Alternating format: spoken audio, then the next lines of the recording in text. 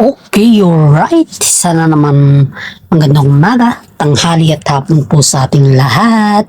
Peanuts Vlog po para sa inyo, para i-search nyo po yung ating YouTube channel na Peanuts Vlog. Paki-like, subscribe at share naman po ang ating content. Okay, alright. Update po tayo about sa Kim Pao for today, guys. Ano kaya yung nangyari sa ngayon, guys? Kasi nananawagan po si Paolo Avellino na dadalo po sa Davao na kung saan po ay may mga mall tour po siya dun kasama ng mga iba niyang co-star or ka-showbiz po, guys. Kaya abangan po natin dyan. Ito po, guys, sa bagong issue po, napakainit ito, guys. Ayun po dito sa ating legit na sources, guys. Bago pala po umpisahan ni Kim Chiu yung kanyang eksena or yung kanyang pagrampa ay may isang actress po na nagsabi sa kanya na hindi daw niya bagay yung kanyang kasuotan.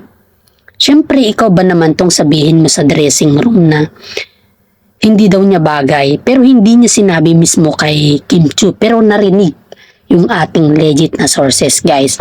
Pagrinig ng ating legit na sources ay kinumpronta po niya yung actress na yun, na kung saan po ay kitang-kita mo dun sa actress na yun na yung intention niya kay Kim Chiu is kakaiba, guys. Sobra, as in.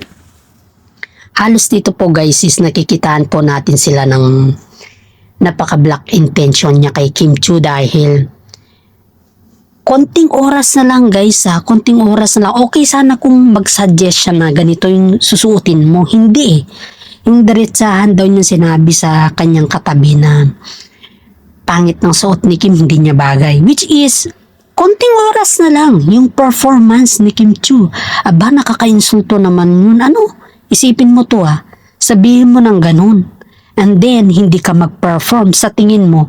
Ano naman yung mukha ng mga nag-prepare doon sa gamit ni Kim Chiu, di ba? Kung kayo po yung nasa sitwasyon ni Kim Chiu, is it okay for you na husgahan ka ng ganun malapit na yung performance? Di ba napakapangit pakinggan, guys? Kaya itong actress na to, guys, is matagal na pala itong sinusubaybayan nila na may hinala sila dito na ito yung actress na gumagamit ng mga gamit ni Kim Chiu before. Pero, syempre, para kay Kim Chiu, guys, is baliwala lang yun. Dahil ang iniisip niya kasi is nakakatulong po siya sa actress na ito. Pero itong actress na to, guys, grabe siya. Grabe makapanlait kay Kim Chiu. Hindi mo sukat akalain na ganun yung kanyang sasabihin. Mismo pa talaga sa oras ng shooting ni Kim Chiu sa show niya. Diba? Ang lakas maka-insulto, guys. Insulto. Ang tawag kasi dyan, guys, is naiinggit siya. Every time daw po na ang daming staff ni Kim Chiu sa dressing room, guys, is nagmamasid-masid daw itong actress na to at ayon dito sa ating legit na sources, guys, nagmasid-masid daw ito. Hindi daw akalain ni Kim Chiu na may sasabihin siyang ganun sa kanya kasi sarap daw ni Kim Chiu is napakabait niya at saka lahat daw ng mga comment sa harap ni Kim Chiu is yung talagang positive, pero at the end yung malapit na siya mag-perform tapos yun yung sasabihin niya, as in ang dami daw nakarinig dyan, guys, pero hindi daw narinig po yan ni Kim Chiu dahil si Kim Chiu po ay palabas na po ng dressing room at hindi lang man po yan, guys. Yun yung oras na mag-perform na daw po si Kim Chiu. Di ba? Nakaka-insulto. Di man lang niya inisip yung magiging reaction ng mga tao sa kanya. Kasi iniisip niya kasi ito, guys. Bakit lang daw si Kim Chiu yung may magaganon na performance samantalang mas marami daw yung mga actress or mga veteranong actress or actor na pwede din daw nilang ganapin yung ginagawa ni Kim Chiu. Aba, parang sinasabi niya na kasalanan ni Kim Chiu kung bakit ang dami niyang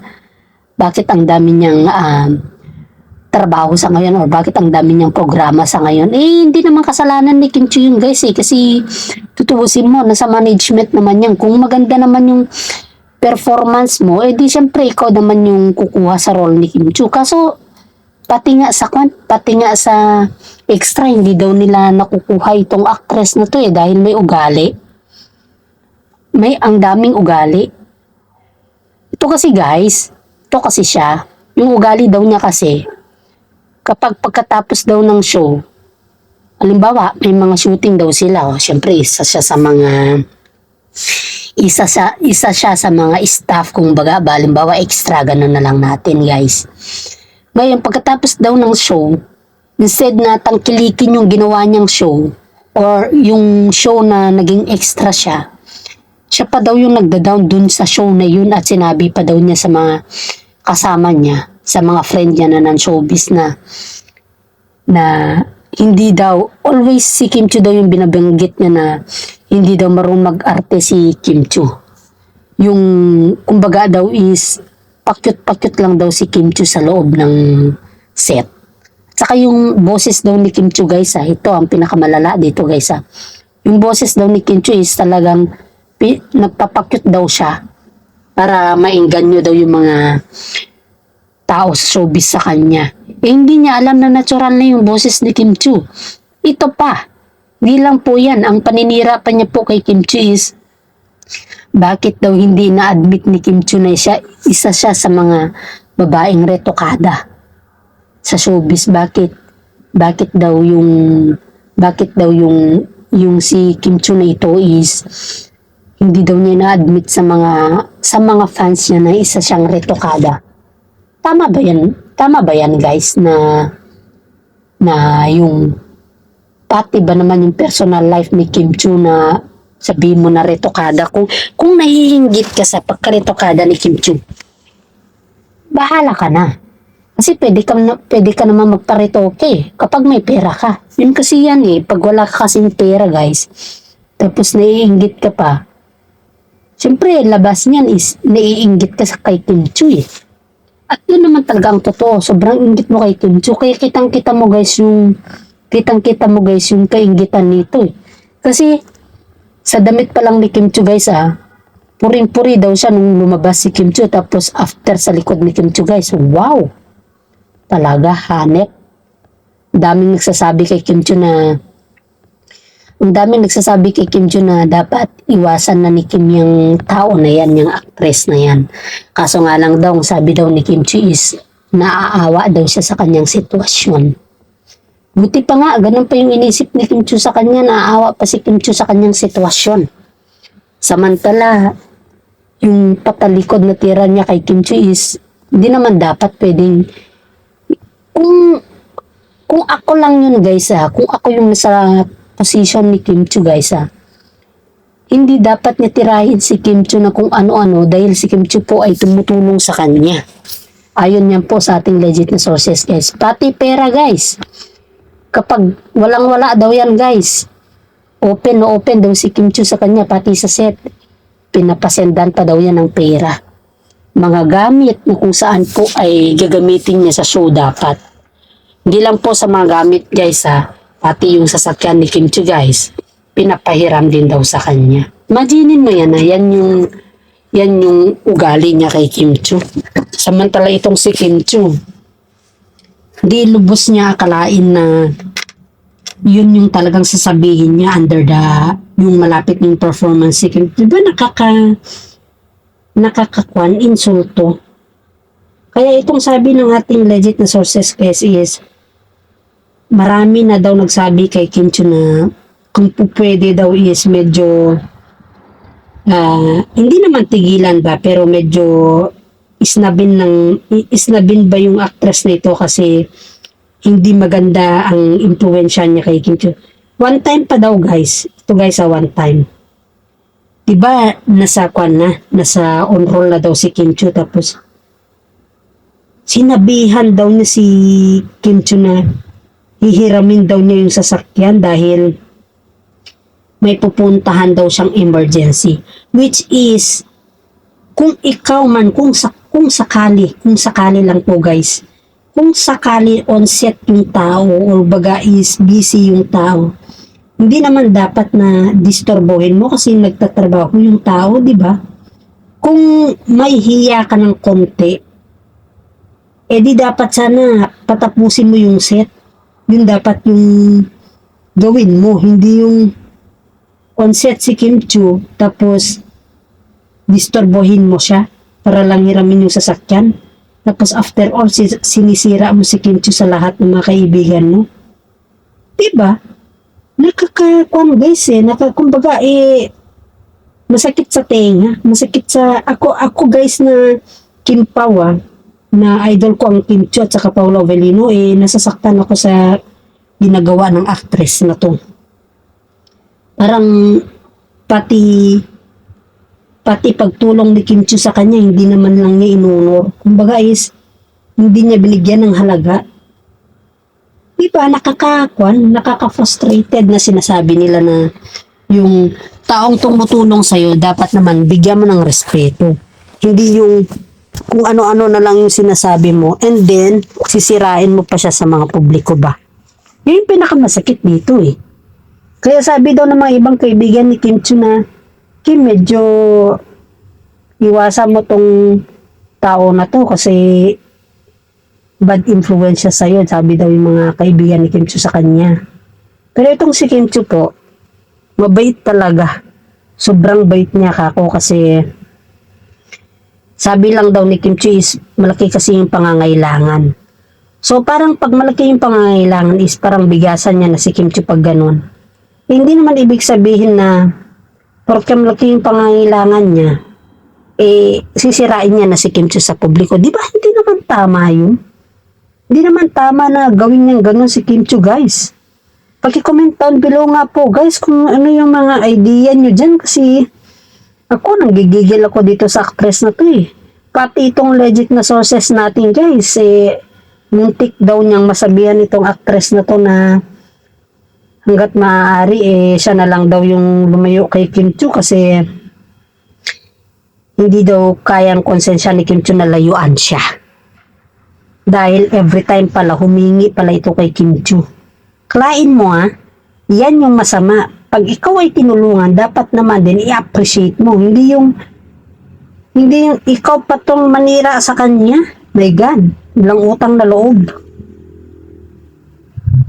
Kaya si Paolo Avellino guys is nanggigigil dito at hindi lang daw po niya sinasabi kay Kim Chu kasi pag sinasabi daw niya kay Kim Chu, sabi daw ni Kim Chu na dumaan ka din sa mga ganyan na bagay, sabi daw ni Kim Chu sa kanya. Kaya si Paolo po ay nirerespeto niya yung decision ni Kim Chu. Pero pag kadalasan na naman, yung palagi naman na ganun na yung karakter ng babaeng ito, ng actress na to guys, is nasasaktan naman po si Paolo Avellino.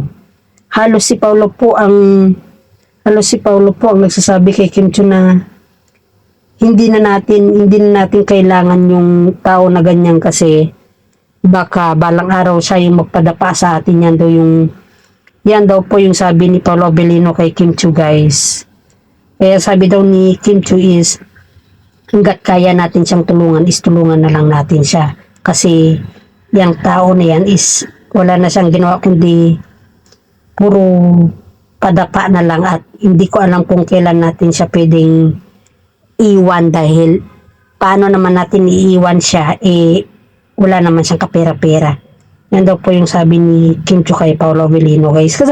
Kaya po guys, tingin ko kay Kim Chu dito sobrang humble niya kahit sinisiraan na siya sa mga kasama niya, kung ano-anong pinagsasabi. Kitang-kita mo dito yung humbleness ni Kim Chu. Talagang pinakita niya dito na hanggat maaari kahit siraan siya, basta importante, makatulong siya. Tama naman, may point naman si Kim Chu, pero may point din yung mga ibang kaibigan ni Kim Chu, guys, dahil nagsasawa na siguro sila sa kakahingi nito na actress na to kay Kim Chu. Kasi every time, guys, parang wala na daw itong respeto kay Kim Chu. Ito yung ngayon dito sa ating legit na sources. Isipin mo nasa set si Kim Chu tapos bigla siyang umentrada doon at kung ano-ano na lang daw yung sinasabi niyang emergency. Hindi lang sasakyan, pati pera. Hindi, parang kumbaga is ginawa niyang parang may patago siyang pera kay Kim Chu, guys. Okay lang naman sana kung yun ay talagang kaibigan na tunay ba? Yung hindi siya plastic. Pero ito, halos daw, mga kaibigan niya is, napaka-negative daw yung maririnig mo na sinasabi niya kay Kim Chiu. Kaya yung mga kaibigan din ni Kim Chiu, ay awang-awa din kay Kim Chiu. At saka siya din pala po, ito yung nagtatransfer guys sa mga about sa mga ex ni Kim Chiu na sila si Yan Lim. Siya din pala yung gossiper, kumbaga ba, siya yung nagmamarites about kila si Yan Lim. Kasi, di ba, wala namang kaalam si Kim Chiu about kay si Yan kung ano daw yung kanyang moment. Ngayon, siya daw yung taga-stalk sa mga account nila si Yan Lim. Kinikwento daw niya kay Kim Chiu sabi daw ni Kim Chiu sa kanya na wala na daw siyang pakialam kay si Yan Lim dahil nga po nire-respeto daw niya yung tambalan nila ni Paula Abilino, which is very true. Pero itong babae na to guys is talagang parang ayaw daw niya ito kay Paula Abilino Parang nung sinabihan ata daw siya ni Paula Abilino na medyo dumistansya kay Kim Chiu dahil ang dami na daw naririnig ni Paula Abilino sa kanya yun na daw nag-start yung ayaw na daw niya kay Paula Abilino para kay Kim Chiu. Pero si Kim Chiu guys is sabi lang daw kay Paula Abilino na wag na lang daw patulan. Pero kahit naman siguro sobrang bait mo pag ganyan yung tao na kasama mo sa showbiz, my God. Hindi ko maintindihan. Hindi ko masukat akalain na natitiis ni Kim Chiu na ginaganon siya ng actress na to. At hindi lang po ako yung nakapansin dyan guys Ang dami nang nakapansin na kaibigan ni Kim Chiu sa kanya guys na tinitiis daw ni Kim Chiu ito dahil ang laki daw ng pangangailangan. Yan yung word daw ni Kim Chiu, ang laki daw ng pangangailangan. Supposedly, kapag malaki kasi yung pangangailangan ng tao ayon sa akin yung sarili ko itong opinion guys kapag malaki yung pangangailangan ng tao, dapat huwag siya manira. Dapat mahalin niya si Kim Chiu or alagaan niya dahil yan ay pag walang-wala siya ang hantungan niya naman is si Kim Chiu, di ba? Wag yung lahat pag naglasing ka, kasama mo yung mga kaibigan mo, tapos patalikod baho-baho na ni Kim Chiu sa'yo. Ang hirap intindihin guys, ang hirap, hindi ko sukat akalain na pupunta sa punto na ganun yung actress na to. You know guys, siya rin pala yung nagsasabi dito dito sa mga dami account na siya din pala nagsasabi sa mga ito na gumawa sila ng mga dami account para daw kapag mas marami daw yung nambas sa Kim Pao talagang babagsak daw ang Kim Pao. Yan daw po ang sabi niya. Yun dito sa ating legit na sources. Kaya nga po hindi nagsasalita yung ating mga legit na sources guys at ayaw nilang magbanggit sa pangalan ng actress na to dahil po ayaw daw ni Kim Chiu na masira ito sa publiko at lalo daw mawawalan daw ito ng karir. Kaya si Kim Chiu po is todo depensa sa kanya. Sabi nga daw ni Paula Abilino, Kim, ang dami mo ng kaibigan, pwede kahit yan lang, iwasan mo na. Sabi daw ni Paula Abilino sa kanya guys. At hanggang dito na lang po tayo guys. Paki-like, subscribe at comment po. Isang comment lang po, okay na po tayo dyan. Kung nagustuhan niyo po, paki-comment kung ano po yung idea ninyo dito sa actress na to. At alam kong kilala niyo po siya guys. Alam kong very common ito at alam kong ang dami ninyong narinig na negatibo sa kanya ito guys. Kaya please comment down below. And thanks for watching. Thank you at God bless.